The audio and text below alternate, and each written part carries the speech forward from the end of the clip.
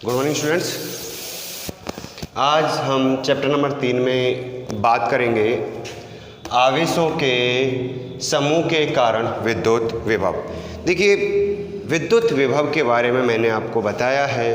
उसके बाद मैंने आपसे बात की थी बिंदु आवेश के कारण विद्युत विभव के बारे में। अब हम बात करें कि अगर बहुत सारे आवेश वहाँ उपस्थित हों और किसी आवेशों के समूह के कारण अर्थात n आवेशों के समूह के कारण किसी बिंदु पर विद्युत विभव ज्ञात करना हो तो वो कैसे ज्ञात किया जाएगा। जैसे हम मान के चलें कि ये हमारे पास एक बिंदु P है जिस पर यहाँ से r1 दूरी पर स्थित q1 आवेश, यहाँ से r2 दूरी पर स्थित q2 आवेश, यहाँ से r3 दूरी पर स्थित q3 आवेश, इसी तरह Rn दूरी पर स्थित Qn आवेश के कारण विद्युत विभव ज्ञात करना चाहते हैं।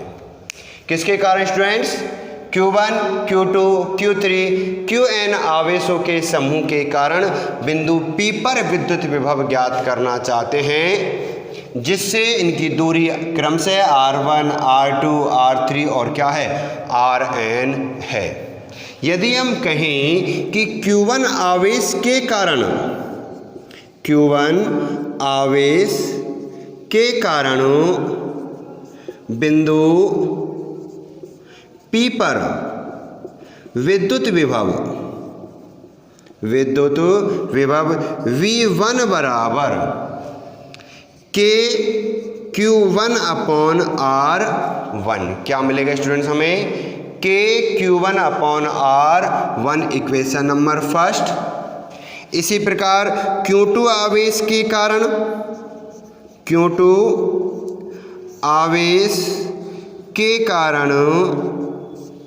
बिंदु P पर विद्युत विभव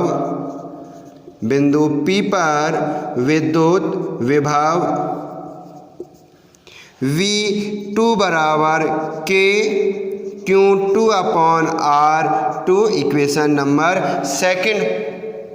इसी प्रकार बात करें Q3 आवेश के कारण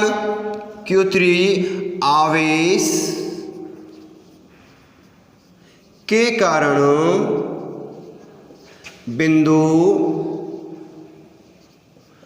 P पर विद्युत विभव V3 बराबर के Q3 upon R3 equation number third.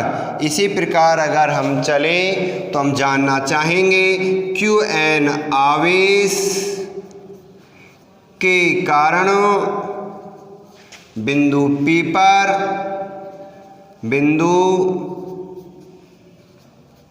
पर विद्युत विभव क्या होगा? Vn बराबर के Qn upon Rn equation number 4। हम जानना चाहते हैं बिंदु P पर कुल विद्युत विभव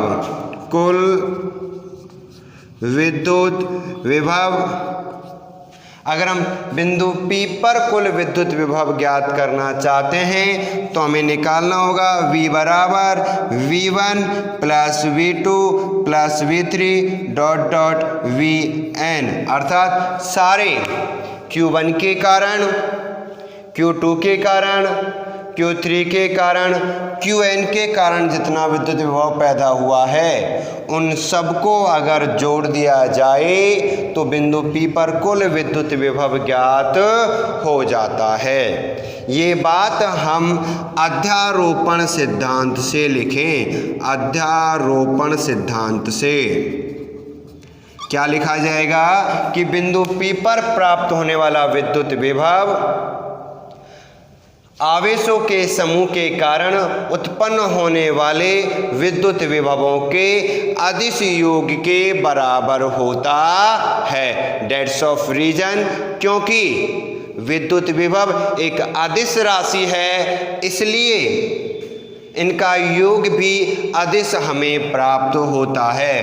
तो अध्यारोपण सिद्धांत से सबको जोड़कर हम कुल विद्युत विभव ज्ञात कर सकते हैं। तो समीकरण 5 में समीकरण 1, 2, 3 व 4 से मान रख देते हैं। मान रखने पर क्या मिलेगा देखिए, V बराबर V1 का मान K Q1 upon R1 plus V2 का मान K Q2 upon R2 plus V3 का मान K Q3 upon R3 dot dot plus Vn का मान K Qn अपॉन Rn। यहाँ इस पूरे मान में K कॉमन है तो V बराबर K को बाहर निकाल दिया तो शेष रह गया Q1 upon R1, Q2 upon R2, Q3 upon R3 dot dot plus Qn upon Rn। या फिर हम इसे लिख सकते हैं, क्या लिख सकते हैं देखिए कि V बराबर K सिग्मा यहाँ इन सब का योग हमें दिखाता है। n I बराबर 1 QI अपॉन RI, अर्थात क्या मान मिलेगा हमें स्टूडेंट्स, V बराबर K सिग्मा n, जहाँ n बता रहा है कितने आवेश उपस्थित हैं, n आवेश उपस्थित हैं प्राकृत संख्या में। I इंटीजर नंबर जो कहाँ से शुरू होगा, 1 से शुरू होगा, सो मान आ गया QI अपॉन RI। या हम लिख सकते हैं V बराबर 1/4 pi epsilon not sigma n I बराबर 1 QI अपॉन RI।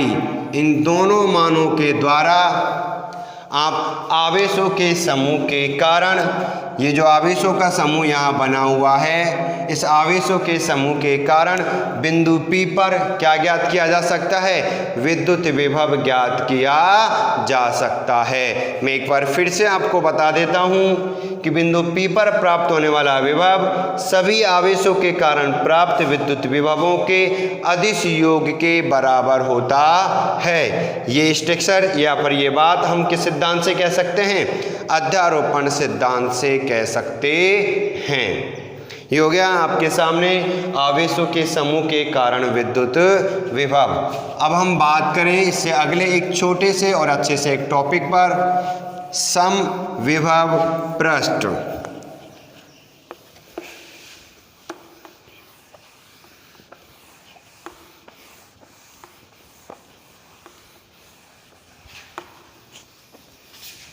देखिए समविभव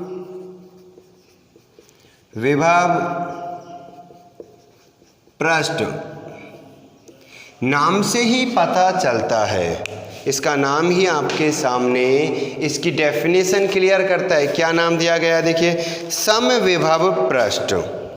सम मतलब समान, ऐसा पृष्ठ जिस पर विभव समान हो, जिस पृष्ठ के प्रत्येक बिंदु पर विभव एक समान प्राप्त हो, उसे समविभव पृष्ठ कहते हैं।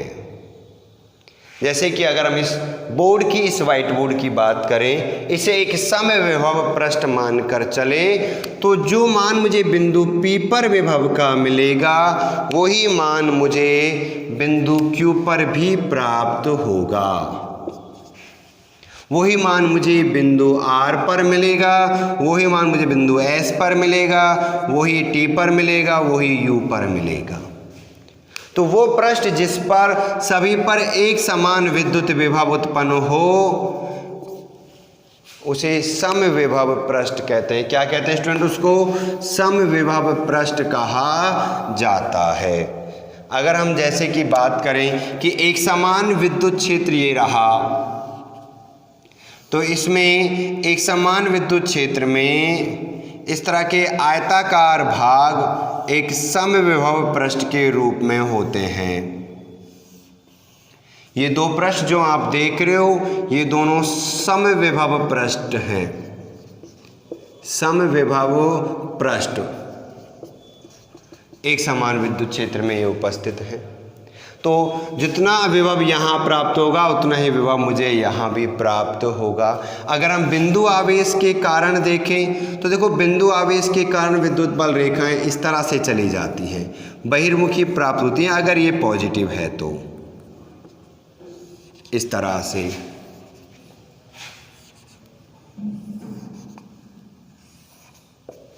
तो बिंदु आवेश के चारों तरफ एक वृत्ताकार रूप में हमें समविभव पृष्ठ प्राप्त होते हैं।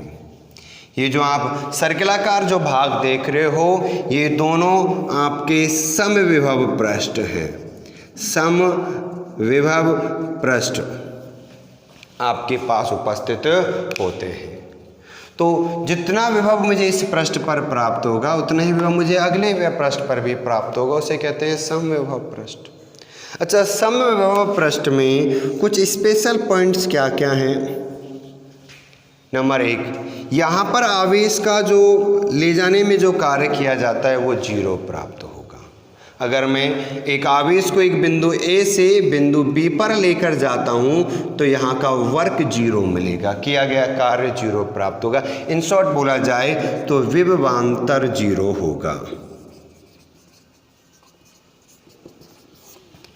विभवांतर क्या मिलेगा? 0 हमें प्राप्त होगा, क्योंकि जब विभव एक समान है, जब विभव में कोई अंतर ही नहीं आ रहा तो विभवांतर उत्पन्न होने की संभावना नहीं होती है। इसलिए यहाँ पर हमें कैसा प्राप्त होता है? एक समविभव पृष्ठ पर विभवांतर हमें 0 प्राप्त होता है, अर्थात आवेश को एक बिंदु से दूसरे बिंदु तक ले जाने के लिए किया गया कार्य हमें 0 प्राप्त होता है। क्यों? क्योंकि मैंने आपको बताया है कि विभवांतर क्या होता है। एक आवेश को एक बिंदु से दूसरे बिंदु तक ले जाने के लिए किया गया कार्य क्या होता है? 0 होता है। जब आवेश को यहाँ से यहाँ तक ले जाने में किया गया कार्य 0 है तो विभवांतर भी क्या होगा? 0 होगा। एंड द सेकंड, कभी भी समविभव पृष्ठ एक दूसरे को नहीं काटते, एक दूसरे को प्रतिच्छेदित नहीं करते हैं।